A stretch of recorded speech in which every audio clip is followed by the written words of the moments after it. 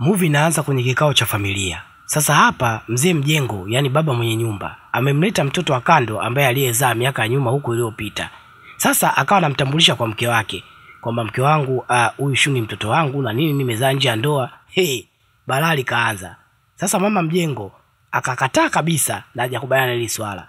Mtoto akaamua kutoka nje kwa hasira sana kwa sababu ameona kama amezalilishwa. Akawa anaongea na mama yake. Mama, umewezaje sasa kunileta katika familia hii? Inawezekana huyu sio baba yangu.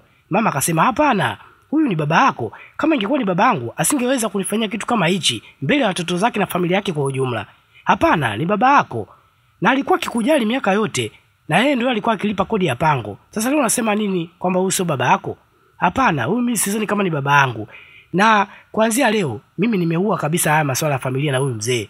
Mimi kuanzia leo tena huyu sio baba yangu tena. Simtaki. Haiwezekani mimi anifanyie kitu kama hichi. Kwa nini mama unafurahia hiki kitu? Hapana, nimeshasema kwamba huyu ni baba yako na ndio atabaki kuwa baba yako. Hapana, huyu mzee hawezi kuwa baba yangu na nimeua leo na sitaki tena kusikia hizi habari. Mtoto akaondoka kwa hasira sana. Sasa huku upande wa pili, huyu dada akiwa akimsemesha huyu jamaa, lakini jamaa anaonekana kama yuko busy na mambo yake. Huyu jamaa anaitwa Obina na alikuwa akielezwa na mpenzi wake jinsi ambavyo anafeel na anajisikia zaidi akiwa na yeye. Kiukweli mpenzi, nitafurahi sana siku kama tukitoka date. Unajua vile ambavyo mimi nakupenda na nafurahia sana nikiwa na wewe. Lakini jamaa kama asikilizi hivi, akamtupia mto. Nazungumza na wewe. Mbona kama hujali na uko busy tu na mambo yako? Ndio. Ulikuwa unasemaje? Ina maana mimi muda wote hapa nazungumza na wewe, kumbe wewe uko busy tu na simu yako. Hapana, nilikuwa tu kuna kitu nafuatilia hapa. Okay, niambie. Ina maana wewe sijui anashaweza kukuelewa kabisa. Mimi naongea na wewe lakini wewe uko busy kabisa. Nilikuwa najaribu kufikiria hapa kuhusiana na mahusiano yetu. Mahusiano gani? Sasa udada anaitwa Zikola na huyu jamaa ndio Obina.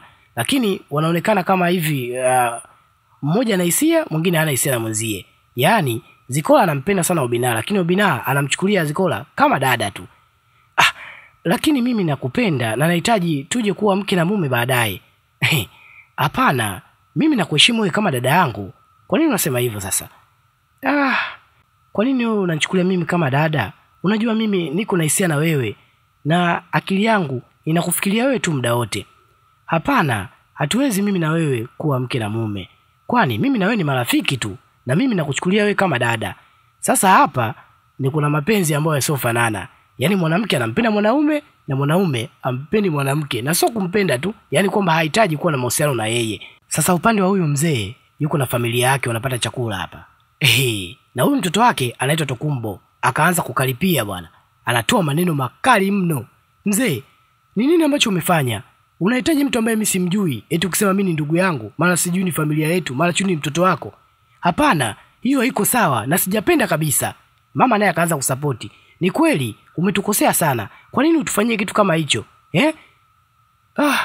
Mzee sasa akaanza kuwa haelewi, lakini mimi sikufanya kwa nia mbaya. Nia yangu tu nilikuwa nataka tu kuwatambulisha na huo ndio ukweli ambao hauwezi kufichika. Hapana. Bwana Tokumbo akaendelea kumtolea maneno makali mzee wake. Hiyo haiko sawa.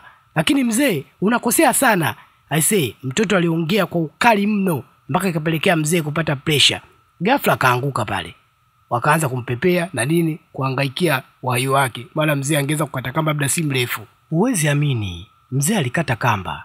Sasa kwa upande wa huyu bi mkubwa na mtoto wake ambao alikataliwa kule kwenye familia yule mzee. Baada ya siku kadhaa alikuja kumpa taarifa pia mwanae kwamba bwana babako amefariki dunia. Dogo alishangaa sana na alishtushwa sana taarifa hiyo. Imekuwaje? Hapana. Ghafla tu alipata pressure na kufariki hapo hapo. Hii mbona mama haijakaa sawa lakini dogo alipata uchungu na alihuzunika sana. Japo ndio alikuwa na mkataba baba yake, lakini kwa ndani alikuwa na upendo wa dhati. Maana ilimuuma kupita maelezo. Kwa mara nyingine tukimuona tena dada anaitwa Zikola na akigongana na mtu pale. Kwani wewe uoni? Kwani wewe hujaniona ni kipofu? Wewe ndio nikuulize uoni? Wewe uoni? Wewe fala nini? Yaani umenigonga afu unaacha kuniomba msamaha, unaanza kunipaukia. Wewe nikombe msamaha ukiwa kama nani? Basi malumbano wakaendelea pale. Wakabishana kweli kweli. Mara ghafla Tokumbo akatokea. Akamwambia yule jamaa, unapaswa muombe msamaha huyu dada. Mimi siwezi kuomba msamaha na wewe unakuja hapa ukiwa kama nani? Yaani wewe ndio umemkosea mzee, kwa hiyo inabidi muombe msamaha. Jamaa akaanza kama kumsogelea fulani hivi. Akaanza kama kumtilia mavimbo na kumtisha. Jamaa kaona isha kwa soi. Samahani dada, naomba unisamehe. Naomba unisamehe ya. Okay, jamaa akatoka hapo, akaingia zake ndani. Tokumbo akaanza kuongea na bidada. Umalizika? Asante kwa msaada. Usijali, mimi naitwa Tokumbo. Nashukuru kufahamu. Mimi naitwa Zikola. Okay, na mimi nashukuru pia kukufahamu. Naweza kukupa lifti? Hapana, unaweza kaenda tu. Hapana bwana, usifanye hivyo. Twende bwana, nakupa lifti tu. Okay. Basi jamaa akawa yuko romantic, sio mchezo pale. Akamchukua bidada na akamfungulia mpaka mlango pale wa gari. Dada akaingia pale. Huwezi amini, alimpeleka mpaka kwake. Na huo ndio mwanzo wao kufahamiana ulianzia hapo. Sasa Zikola anaishi na rafiki yake hapa. Na alikuwa akiangalia muda wote huo Zikola akiwa analetwa na Tokumbo nyumbani. Nimeona kila kitu. Umeona nini? Nimeona umeitwa na handsome boy. Lakini nimekutana naye tu huko barabarani. Amenipa lift tu. Usiniambie hujampata namba. Hapana bwana, hajaomba namba wala nini. So kweli. Sasa hapa inaonyesha Tokumbo hakumuomba namba huyu bidada. Hapana, siwezi kuamini aisee. Kweli, niamini. Yaani jamaa alivyokuwa handsome vile na namna alivyokuwa romantic, itaja kuomba namba. Hapana, sio bure. Niamini. Nimekutana naye tu barabarani na hajaniomba namba wala nini. Sasa Tokumbo anaonekana akiwa ametoka ndani na anaelekea kwenye gari yake. Ili anapanda kwenye gari tu, anaona kitu fulani hivi kama kiurembo. Akatambua kwamba Zikola ndio amesahau. Ikabidi afunge safari kwenda mpaka kwa Zikola. Akafika pale. Zikola, mambo vipi? Poa. Umesahau hichi kidude chako? Zikola akashangaa. Siwezi kuamini kwamba umefunga safari kutoka kwako mpaka huku kwa ajili ya hichi kidude tu. Au kuna kingine? Akasema ndiyo. Ni kuona sura ya rafiki yangu mpya. Hapo sawa. Kaa chini niweze kuletea basi kinywaji hapo. Okay, akakaa chini. Huwezi amini. Siku inavyozidi kwenda, wanazidi kusogeza ukaribu wao kati ya hawa wawili. Sasa leo hizi familia mbili zilikutanishwa. Wakili alikuwa anahitaji kugawa mali. Maana yeye ndio aliwachiwa vielelezo vyote vya mali zote vya huyu mzee kabla hajafariki. Akasema, "Bi mkubwa, wewe utachukua milioni 250 kama ulisi wa hizi mali. Na bi mdogo, wewe utachukua milioni 150 kama ulisi wa hizi mali." Bi mdogo alianza kujivuna pale. Bi mkubwa kama alichoka hivi, hakutarajia kile ambacho kinazungumzwa na huyu wakili. Obina, wewe utakuwa msimamizi wa hii kampuni. Na kwa upande wa Tokumbo ndio atakaye kuwa msaidizi wa hii kampuni. Tokumbo alianza kupayuka. Haiwezekani wakili. Wewe wakili wa mchongo nini? Inawezekanaje mimi mtoto wa ndani ya ndoa eti ni mimi niwe msaidizi, alafu mtoto wa nje ya ndoa ndio awe msimamizi? Yaani mtoto wa nje ya ndoa akawe msimamizi, alafu mimi wa ndoa nakuwa na maana gani sasa hapo? Hawezi kumpa huyu dogo hizo mali. Mama naye akaja juu pale. Wewe, wakili ndo kashasema. Aseme nini? Wakili akasema, "Sikia Tokumbo, mimi ndio nimeachiwa vielelezo na si mimi. Mimi nasoma tu hapa. Ila baba yenu ndio aliacha kila kitu. Kwa hiyo unapaswa uelewe." Mama akaanza kumplizi mwanae. "Tulia, relax." "Hapana mama, tulia mwanangu." Basi wakili akafungasha kila kitu na akaondoka. Sasa upande wa huku, huyo mama akawa anaongea na mwanae Obina maana alikuwa anapinga kulisi hizo mali. Mama akamwambia, "Hapana mwanangu, itabidi tu ukubaliane nayo kwa sababu baba yako ndiye aliyeandika." "Hapana mama, hii inaweza kuja kuwa baadaye vita kubwa." "Hapana mwanangu, hebu kubaliana hili basi." "Hapana mama, wewe mtoto mpumbavu nini? Unawezaje kukataa? Na kati babako mwenyewe ndio amekwisha andika. Unakataa kwa sababu gani?" "Mama, hii inaweza kusababisha kuwa na vurugu." "Hapana, itabidi tu urithi." Hapa sasa lugha gongano kati ya mama na mtoto. Maana mtoto alikataa kabisa kulisi. Lakini mama anaonekana naye kashaingiwa na bitamaa liwao na liwe. Obina aliamua kuja hadi nyumbani ili kuongea na kakake Tokumbo. Lakini Tokumbo hakutaka kumuelewa. Aliona kama amekuja kumsanifu hivi na kuanza kumtolea maneno makali. Japo mdogo wake aliamua kuja kumuomba msamaha ili aishe amani iendelee. Lakini Tokumbo alikaribisha vita, tena alitaka vita iendelee aswa. Siku nyingine iliyofuata, inaonekana hapa Tokumbo akiwa achezea simu, yupo magetoni bwana. Akati anaperuzi akawa anaangalia picha za Zikola. Akana peruzi na nini, mara ghafla akaona video clip ambayo Zikola amemposti Obina kwamba happy birthday rafiki yangu. Naonekana pale wakiwa kama amemlalia na nini na vitu kama hivyo. Kumbe wawili hao na mahusiano. Okay, nimepata plani. Uweze amini kesho asubuhi jamaa ameenda na maua yake akiwa romantic ile mbaya kwa Zikola. Zikola kaapenda ile ua na akamwona jamaa kweli amekuja akiwa romantic. Akazidisha ukaribu. Uwezi amini, aliamua kumtoa hadi out. Yaani walifurahi na kuenjoy. Basi kesho yake iliyofuata, jamaa akaamua kurudisha undugu sasa. Ili mradi tu plani yake hawezi kumkomoa ndugu yake. Obina alifurahi sana baada ya kuona yeye na ndugu yake wapo sawa kwa sasa. Bila kujua kuwa mwenzie ana mpango nyeti anaotaka kumuumiza kupitia yule bidada. Leo wapo kazini. Sasa Obina akasimama na kujitambulisha kuwa yeye ndio atakayekuwa msimamizi wa hii kampuni. Na pia Tokunbo akasimama akajitambulisha kuwa yeye ndiye atakayekuwa msaidizi wa hii kampuni. Walifurahi pale na wakapiga makofi bila kujua kuwa kaka yake ana mpango nyeti sana ambao anahitaji kumuumiza bila yeye kujua. Obina akaja kumwambia mama yake kuwa kwa sasa yeye na kaka yake wako pamoja na wanashirikiana katika kampuni kuweza kuiendesha. Mama alipinga sana na alikataa mno kwamba anajua tabia ya yule dogo. Ni dogo fulani mkorofi na sio mtu wa kukubali kitu haraka. Lakini Obina aliona mama tu kama anaimba ngojera tu. Bi mkubwa si unajua tena mabi mkubwa wakishashikilia kitu. Lakini upande wa bi mkubwa alimkazia na kumuaminisha kwamba ipo siku atakuja tu kumwambia kitu gani ambacho kimetokea juu yao. Lakini hamuamini kabisa yule dogo. Ni lazima ipo siku atakuja tu kumsaliti. Lakini dogo alikazia na akakomana msimamo wake. Tokunbo alizidisha ukaribu na yule bidada na alifanikiwa, maana aliteka akili yake kwa ujumla. Bidada alikuwa haelewi kabisa juu ya Tokunbo na akazidisha ukaribu mno, yani uliopitiliza. Sasa maana alikuwa kashafanikiwa Tokunbo juu ya huyo bidada. Sasa upande wa huko Obina akaanza kulaumu, maana anaona kabisa siku hizi kama upendo umepungua hivi. Na bidada alianza kusema, "Wewe uliniambia kwamba mimi ni dada yako, ni rafiki yako tu." Yaani aligonga kwenye mshono. Maana jamaa alianza kuzama kimapenzi, alafu sasa bidada moyo wake ushahama kwa ndugu yake. Kasheshe. Sasa leo huko ofisini Obina amebananishwa na wawekezaji wa kampuni. Wanahitaji faili ili waweze kuona ripoti za kampuni. Kila kitafuta haioni.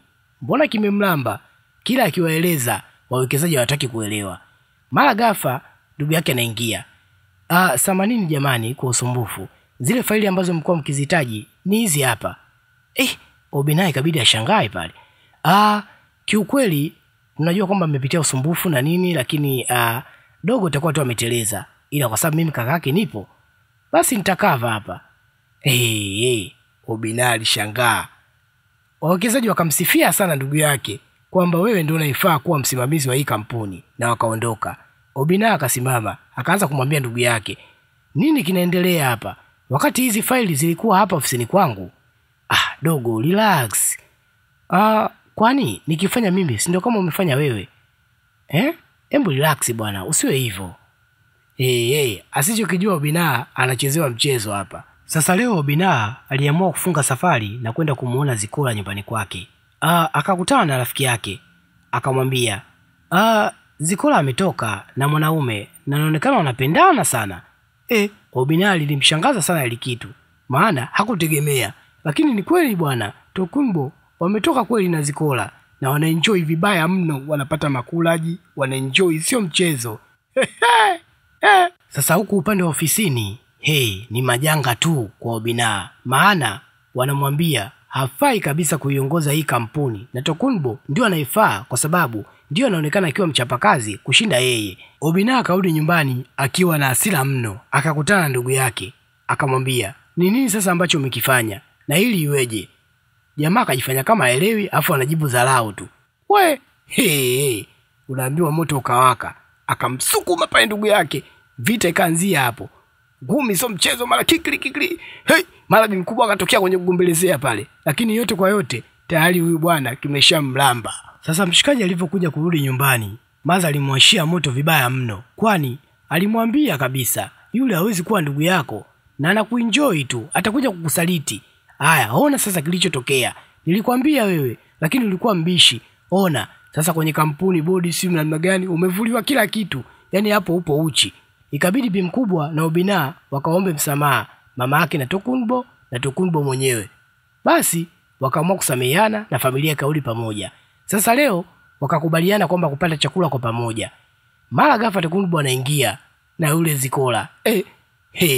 Obina alishangaa. Hata Zikola pia alishangaa. Inakuwaje? Ina maana ulivyoniambia kwamba ndugu yako anataka kumlipizia kisasi, kumbe kisasi chenyewe ndio hichi. Nini unafanya? Obinna alikasirika vibaya mno. Akasema kumbe leo ni siku ya kisasi, akanyanyuka na akaondoka. Bidada akamfuata nyuma. Huku bi mkubwa akawa anamsema mwanae, yaani umeamua kunitumia kwa ajili ya faida zako hizi za kipuuzi? Hapana mama, relax. Dogo alienjoy mno, maana kila siku anazidi kutengeneza drama tu.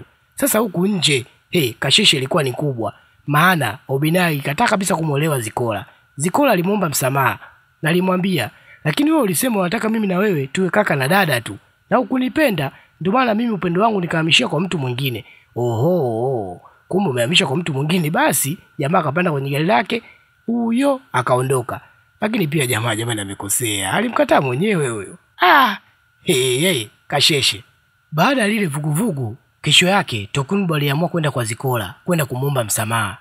Lakini kila akiomba msamaha, anaona hapa, sifui dafu. Lakini alikomaa zaidi, alimuomba msamaha na alimwambia kuwa hatarudia tena. Mwisho siku kama unavyojua, mkate sio mgumu kwa chai jamani. Aliamua kumsamehe. Tokunbo alifunga safari kwenda hadi kwa Obinna kwa ajili ya kumuomba msamaha ndugu yake. Na alikubaliana kuwa yeye ndio aendelee kuwa mrithi wa hiyo kampuni, yaani aendelee kuiongoza na yeye ataendelea kuwa msaidizi. Dogo alishangaa, isije kuwa kama yale aliyopita, lakini mwisho wa siku aliamua kukubali. Aliona kabisa huu msamaha ni wa dhati wa sasa. Basi mwisho wa siku familia ikaamua kuungana pamoja. Na Obinna alipata msichana mwingine ambaye anaitwa Agnes. Na upande wa Tokunbo akaendelea kuwa na Zikola. Yaani familia ikaungana na wakaendelea kufurahi pamoja. Huwezi kuamini. Familia ilifurahi mno, maana furaha ndio kila kitu. Kama hakuna amani, basi hakuna furaha. Tokunbo aliamua kufanya surprise, yaani surprise ya mwanamke wake pamoja na familia yake. Aliamua kumvisha pete bidada anayekwenda kwa jina la Zikola. Watu walishangaa na walifurahi sana kuona hivyo, kwani huo ni mwanzo mzuri wa maisha yao. Na huwezi kuamini, walikuja wakafunga ndoa na maisha mengine yakaendelea. Yaani furaha juu ya furaha. Hii movie inafunza, ukiona kuna amani kwenye familia yako usiivunje, na ukiona hakuna amani basi mjitahidi kurudisha amani, kwani kama hakuna amani hakuna furaha. Na huu ndio mwisho wa hii movie. Usisahau kulike, kushare na kucomment, na ili uwe wa kwanza kupata update, yaani content zinazotoka katika channel hii.